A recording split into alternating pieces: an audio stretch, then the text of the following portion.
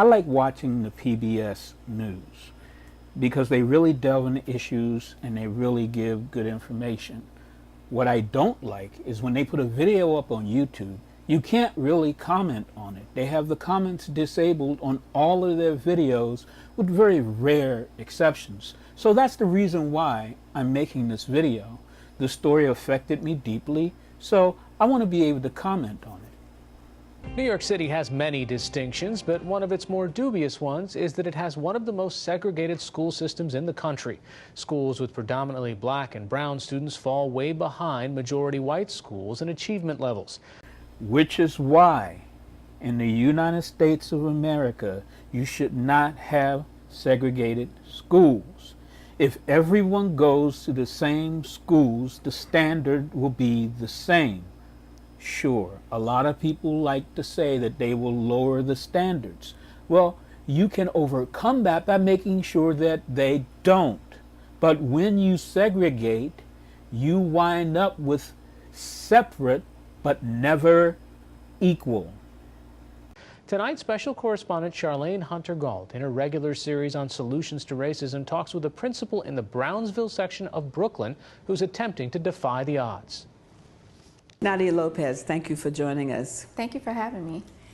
You started a school in one of the poorest and also one of the most violent areas of New York City, Brownsville. Why? Pretty much the Department of Education decided that the area of need was Brownsville, and my proposal fit the bill. What kind of proposal was it? My proposal really was a STEM-focused school at the time, science, technology, engineering, and math. So I wanted to empower children of color to be represented in industries that's underrepresented by people of color. But you described your early days at this school as insane. Why and how insane did it get? I literally had a child set fire to the bathroom. I would have children choke each other out to the point that the eyes would start rolling back. I had parents come in my office, put down their bags and ready to fight just because they thought I might have said something to their child that was what they considered out of pocket or inappropriate.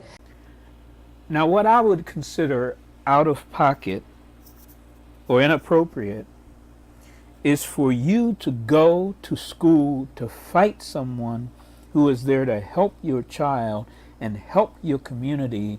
And I would contend you're not doing your community or your child any good when you let them be out of control and do things. Out of pocket is to ignore that you need to be a real parent to your child and hold them accountable for their actions. There was challenges in terms of the academics, and so these children were made to feel as though they weren't going to accomplish much. And unfortunately, they came from households where parents weren't as educated. So it started with the children, and then the parents soon fell in line, but that took hard work. You also talked about teachers that you had to work with because they were not engaged. One of the things that I had to do with my teachers is actually walk them around the community for them to see what we're up against every single day. And so once my teachers were able to see it from the ground, by us actually walking through the housing developments and seeing for themselves the lack of employment, the lack of resources, so many young men who are on the streets at 12, 1 in the afternoon, who are doing nothing. This is drawing our kids every single day. So when they leave us at 2:30 or 3 o'clock in the afternoon, that's all they know, to hang out on the streets and have no other purpose. I know that being a teacher is a thankless job, and I know that there are not enough people to say thank you to teachers. I want to say thank you, but I also want to make a request. If you are going to work in a community, get to know something about that community so you can be a more effective teacher. I know there are not enough hours in the day for what you have to do as a teacher, but I think that by getting to know the community that your students come from, it not only will make you a more effective teacher, I believe that it will make your job just a tiny bit easier because of they see you in the community. Even if you don't, it will appear that you care. So that's what I would say about that. So actually having the teachers see where these young people come from help them to be more engaged. Yes, we have to start engaging in the solutions to combat what are the problems that exist here in Brownsville. When you sit with a child who's been misbehaving and they talk about the anger that they've had since they were 6 because their father left, or you speak to a child who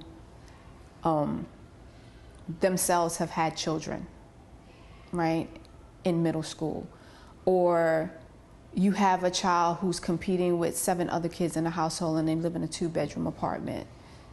Again, the judgment people pass is like, well, their parents could have made better decisions. But lack of education,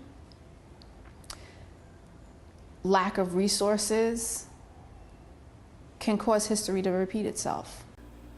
What she just said is the reason why it's very important that we pay attention to who is running the education department on the federal level. This is why public schools matter. Yes, charter schools matter, and for some communities, charter schools are great. But this is why public schools matter. Someone needs to invest in children with a life like that and give them the education to make their life better. Imagine, put yourself in their shoes for a second. Imagine if you are in middle school and you have a child. You are already 3 steps back in a race where you already were 10 steps back at the beginning of the race. So that's why when you look at the confirmation hearing for Betsy DeVos is not the person for the education department when you look at these challenges that we have in our cities that are not being addressed by the cities, that can only be addressed on the federal level. And so sometimes these children just need somebody to listen to them. Sometimes they just need a safe space where they can be distracted with something good, because all they see in the media is someone like them dying. All they know is that prison is an option. What in your experience is relevant and replicable in other schools in the same situation as your school is? I literally take all of my 6th graders every single year. We walk over the Brooklyn Bridge. I want them to understand that there is a connection between their past, their present, and their future. So their past is 5th grade, their present is while they're here with us in middle school, but their future is as we walk across this bridge, seeing what's lying ahead. And what's been some of the experiences? Because you talk about the fact that these kids have never been across a bridge. They grab onto you. They do. They are fearful. They're fearful that the bridge will collapse. They're fearful that they won't make it over. And these are some of the toughest kids who can be the most challenging, who teachers would say they're disrespectful and will grab onto a teacher and be like, please don't let me fall. We've taken them to the South Street Seaport and they just sit and watch the water because they've never just seen boats or had opportunities of just having that experience. And so for hours, when I first started doing it as just a special needs teacher, the kids sat for 2 or 3 hours, and it was the most peaceful and serene scene that you've ever seen. That's just incredible to hear. And I think that if in more communities in troubled school systems, parents and teachers would take the opportunity to take the children out of those troubled environments, I think that's a recipe to really change their lives. This is fantastic. And shouldn't every child have that opportunity to not hear gunshots, to not feel that they're not safe? What do you think the systemic solutions are to this? First off, we need to have a conversation.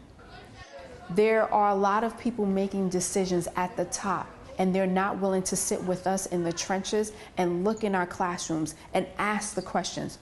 What is the challenge here? What do you need?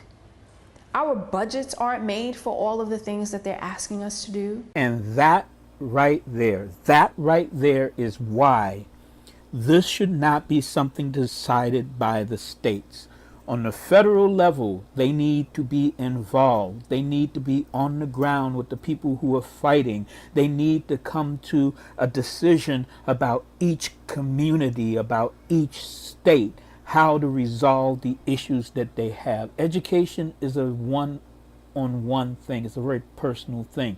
It's never one size fits all. But in certain communities, there are certain specific issues that have to be dealt with and can only be dealt with on a federal level.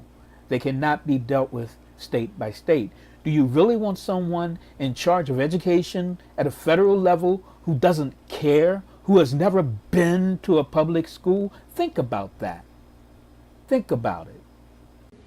What's at stake? If we don't show up, then we lose generations of children. And we're just repeating what I often say is generational genocide. That when our children aren't learning here in our classrooms, then they can't teach the next generation to be better. They can't teach them to aspire, to want more. That's why we plant their feet in the places we want them to go. We take them to high schools.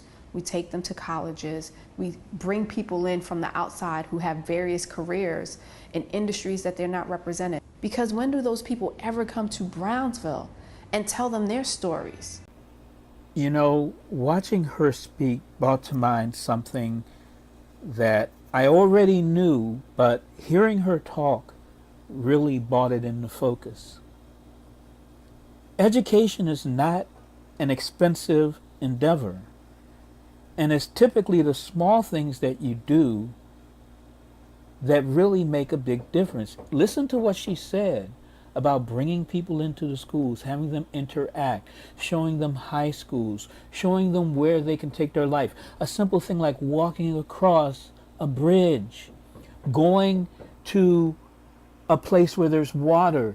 Simple things that don't cost a lot but can pay huge dividends. Yes, education has become expensive, but with all of those expensive things that we do without education, we forget that it's some of the simplest things that can have the biggest impact. And what she said just brought all of that rushing back for me. It's something we all know, but we don't pay attention to, we don't pay heed to it, and really we should.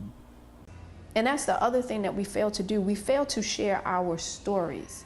I think what was significant about mine is that people were like, here's this principal who was about to quit because she said she felt broken.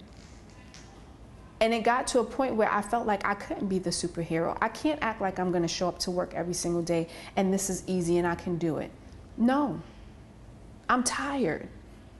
And it's okay because all of us hit that wall, right? And what was resounding is that the world said,